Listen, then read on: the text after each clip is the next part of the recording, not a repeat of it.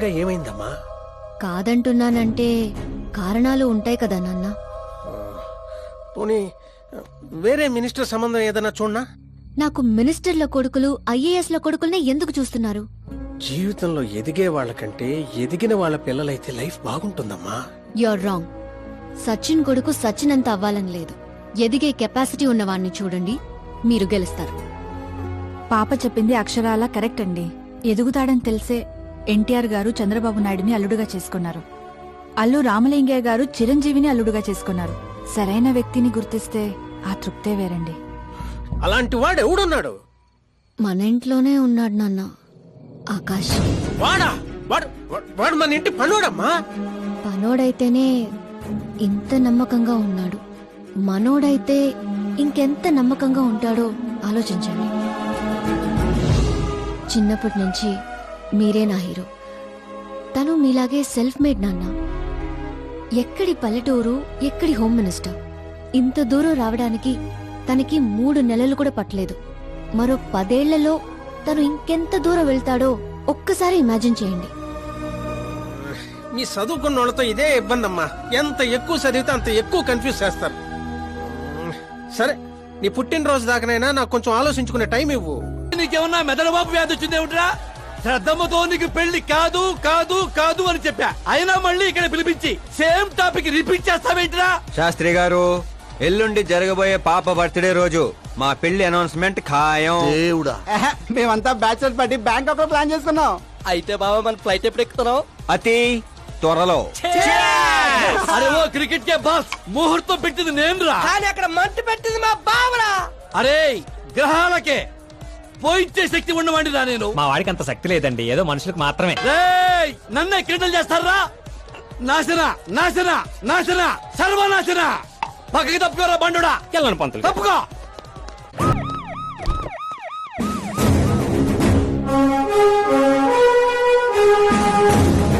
నమస్కారం సార్. నమస్తే. అందరూ వచ్చిండారు సార్.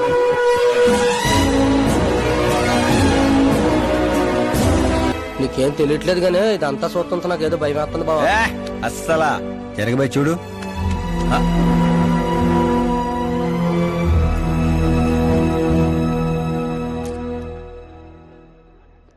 అందరికీ నమస్కారం. పిలవగానే వచ్చిన మా సీఎం గారికి, అలానే పార్టీ మిత్రులందరికీ స్వాగతం. మిమ్మల్ని అందరినీ బర్త్డే పార్టీకి పిలవడానికి ఒక కారణం ఉండదు. మన దగ్గర పనిచేసే డ్రైవర్లకు బేటాలు ఇస్తాం, పని వాళ్ళకి మిగిలిపోయినవి ఇస్తాం, అలానే అర్హత ఉన్న వాళ్ళకి ఉద్యోగాలు ఇస్తాం. వాళ్లతో అంతకంటే ముందుకు పోవటానికి మన స్థాయి అడ్డొస్తుంది. కానీ ఈ రోజు నేను చరిత్రలో నిలిచిపోయే నిర్ణయం తీసుకోబోతుండా.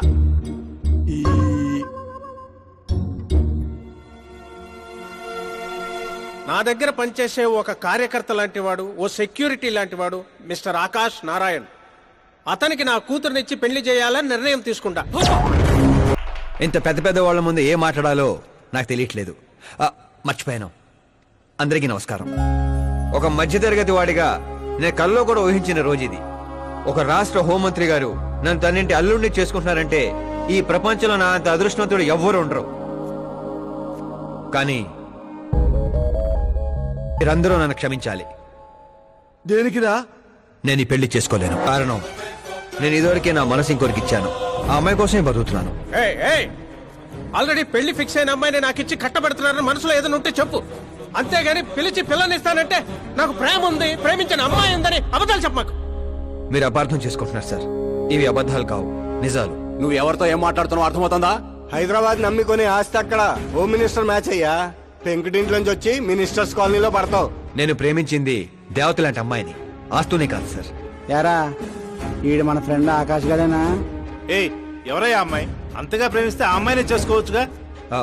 నాది వన్ సైడ్ లవ్ అండి. నిజంగా నువ్వు ప్రేమించిన అమ్మాయి ఎవరో చెప్పు, మేము దగ్గరుండి నీ పెళ్లి జరిపిస్తాం. చెప్పలేను సార్. చెప్తే మీరే నన్ను చంపేస్తారు. ఏంటి బాబో ఇది? సీఎం సమక్షంలో నిన్నెవరు చంపేస్తారయ్యా? ఒక రాష్ట్ర ముఖ్యమంత్రిగా నేను చెప్తున్నాను, నీ ప్రేమ నిజమైతే నువ్వు ప్రేమించిన అమ్మాయి ఎవరో చెప్పు, నేనే దగ్గరుండి మీ పెళ్లి చేస్తా. ఇంతమంది మీడియా సోదరుల ముందు డీజీపీ గారు ధైర్యాన్ని ఇచ్చారు, సీఎం గారు మాటిచ్చారు. తను ఎవరో చెప్పేస్తా. నేను ప్రేమించిన అమ్మాయి మిస్ మీరా మన రాష్ట్ర ముఖ్యమంత్రి గారి ఏకైక కుమార్తె. అమ్మని సీఎం కూతురా? ఈ పాప నేను చూడలేదు, నేను చచ్చిపోతా. బాబు ఇందులో పవర్ ఉందా? ఎందుకు పంతులు గారు? అయితే పోతా.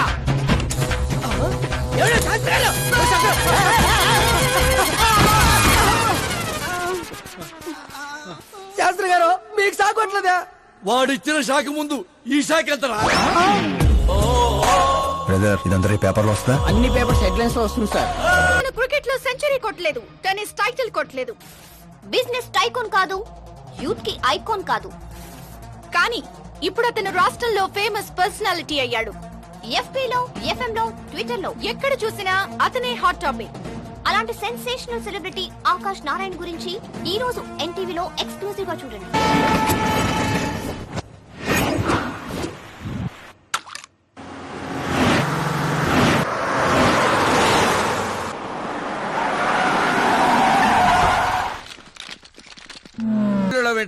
మనమే తోసుకుని వెళ్ళాలి.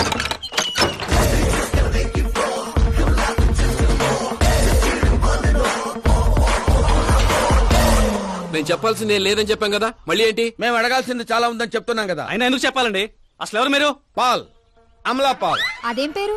ఎస్, అమలాపురం పాల్. అందరూ పేరుని షార్ట్ చేసుకుంటారు, నేను ఊరిని షార్ట్ చేశా. అబ్బో, బై ది వే, నేను మీ ఇంట్లో అడుగు పెట్టటం మీ అదృష్టం. నువ్వు ఇక్కడి నుంచి బయటికి వెళ్ళడం కూడా నీ అదృష్టం. ఇప్పుడు చెప్పండి, మీ వాడింత ఫేమస్ అవుతాడని మీరు ముందే ఊహించారా? ప్రకృతి వైపరీత్యాలు ముందే ఊహించగలమా? సరే, ఆకాష్ మీకేమవుతాడమ్మా? హెడ్ఏక్ అవుతాడు. హెడ్ ఏక్ అవుతాడు, స్టమక్ ఏక్ అవుతాడు. జబ్బుల గురించి నేను అడగటం లేదమ్మా, మీ ఇద్దరికున్న బంధుత్వం ఏంటి అని. మరిదిలేండి. మీ కొంపలో అందరింతేనమ్మా? Okay okay okay.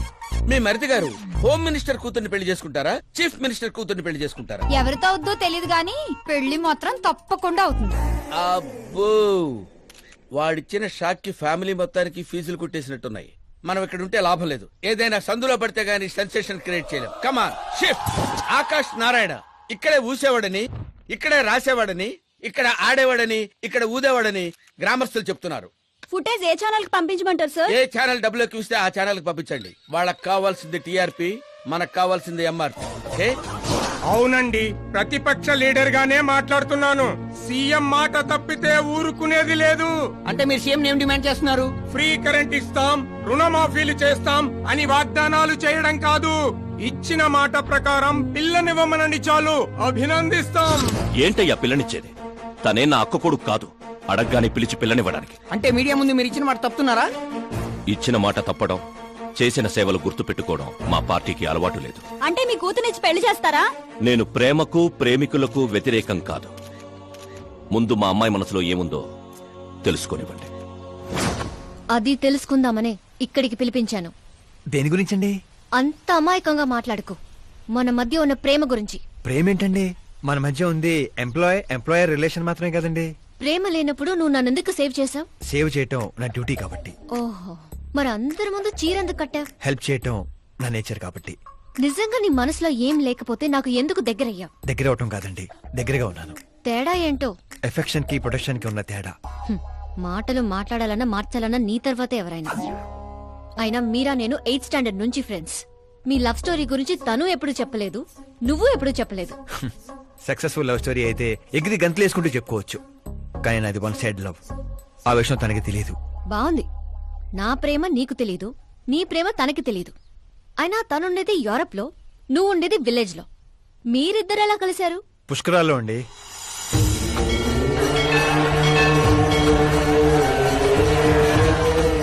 గోదావరిలో మునిగితే దారిలో పడతానని ఫ్యామిలీ అంతా కట్టుకట్టుకుని పుష్కరాలకి వెళ్ళాం.